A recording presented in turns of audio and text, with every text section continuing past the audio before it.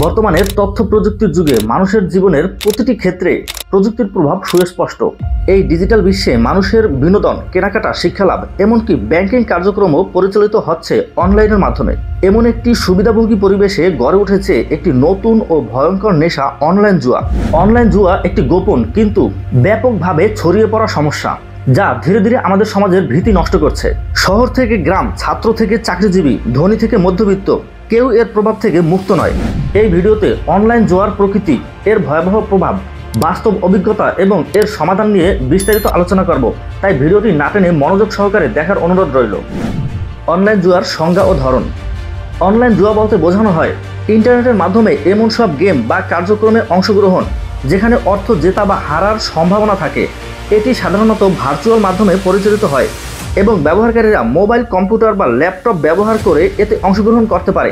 এর কয়েকটি প্রধান ধরন হলো অনলাইন ক্যাসিনো, যেমন ভার্চুয়াল রুলেট, পোকার, স্লট মেশিন ইত্যাদি; স্পোর্টস বেটিং, যেমন ক্রিকেট, ফুটবল সহ বিভিন্ন খেলার উপর বাজি ধরা; লটারি ভিত্তিক অ্যাপ, যেখানে দৈনিক ড্র এর মাধ্যমে অর্থ জেতার সুযোগ থাকে; স্কিল ভিত্তিক গেম, যেমন লুডো, রাম্মি, ফ্যান্টাসি স্পোর্টস, যেগুলো আসলে ধোঁকার মাধ্যমে জুয়াকে লুকিয়ে রাখে; ক্রিপ্টোকারেন্সি বেটিং, যেখানে বিটকয়েন বা অন্যান্য ভার্চুয়াল মুদ্রা ব্যবহার করে বাজি ধরা হয়।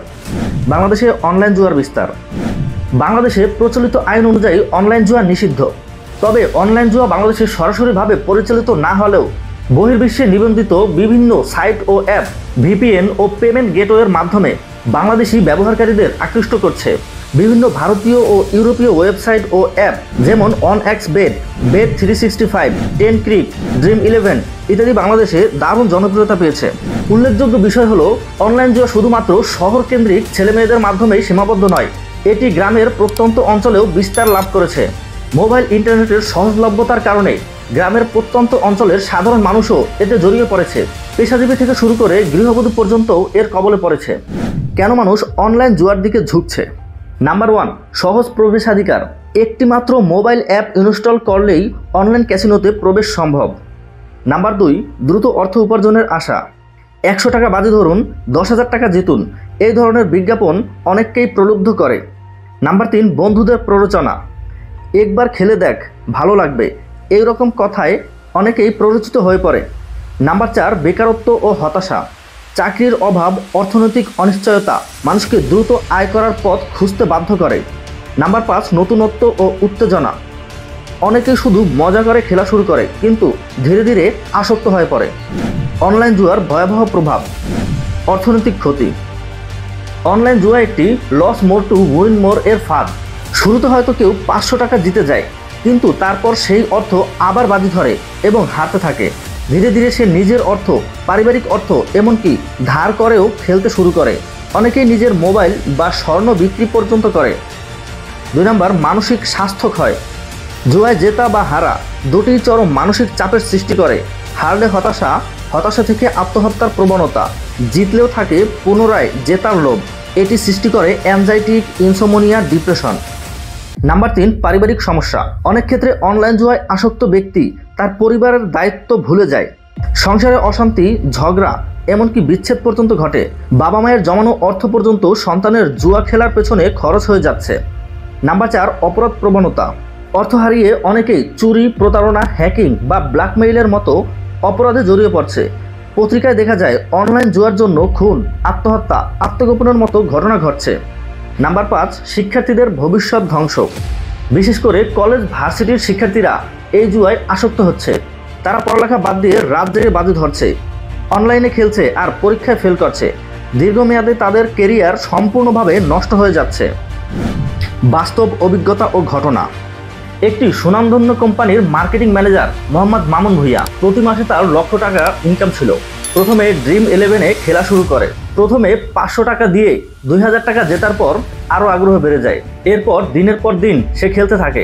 মাত্র 6 মাসে খেলে তার ব্যাংকে জমানো 8 লাখ টাকা লস করে। এরপর সে কোম্পানির টাকা দিয়ে জুয়া খেলা শুরু করে।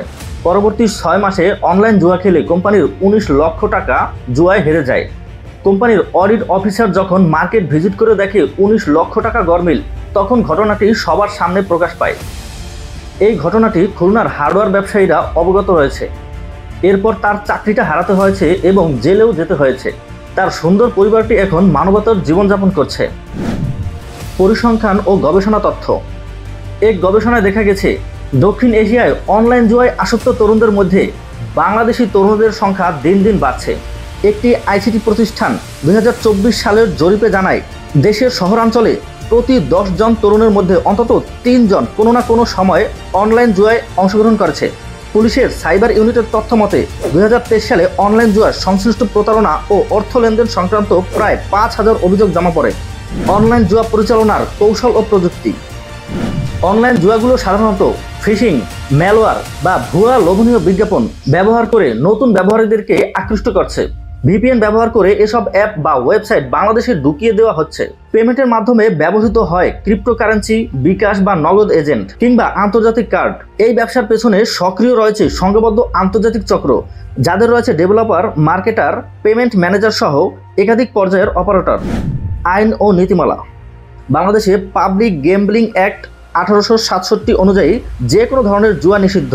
তবে এই আইন অনলাইন প্ল্যাটফর্মের জন্য হালনাগাদ হয়নি, ফলে আইনগতভাবে অনেক ক্ষেত্রেই ব্যবস্থা নেওয়া হয় না। তাছাড়া অনেক জুয়ার সাইট বিদেশ থেকে পরিচালিত হওয়ায় সেগুলোর বিরুদ্ধে ব্যবস্থা নেওয়ার জন্য আন্তর্জাতিক সহযোগিতার প্রয়োজন হয়। সমাধান ও সুপারিশ। নাম্বার 1, আইন হালনাগাদ ও প্রযুক্তিগত নজরদারি বৃদ্ধি করা। অনলাইন জুয়াকে অন্তর্ভুক্ত করে সাইবার আইন হালনাগাদ করা প্রয়োজন।